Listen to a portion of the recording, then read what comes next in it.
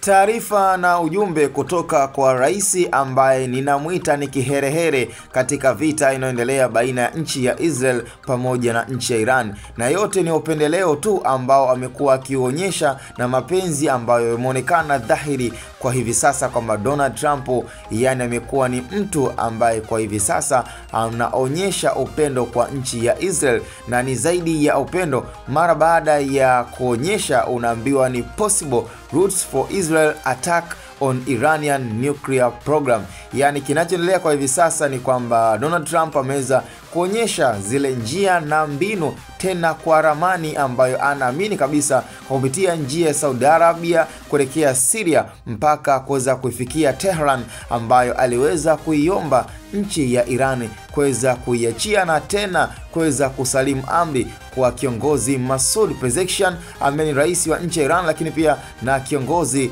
Khamenei ambaye kwa hivi sasa pia yupo kwenye wakati mgumu, lakini amshukuru Donald Trump ambaye pia aliweza kuzuia shambulio na kuwaomba nchi ya Israel wasimue kiongozi huyo wa nchi ya Iran ambaye ni Khamenei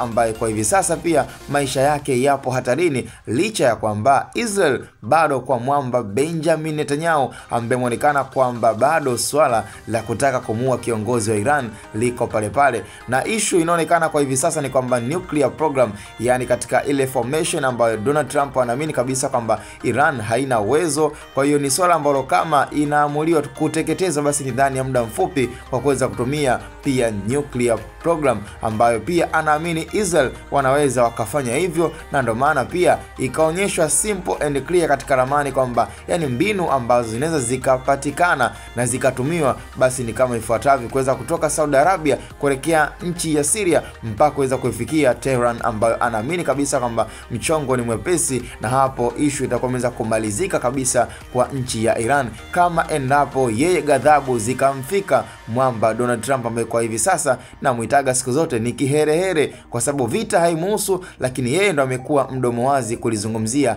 hili sakata.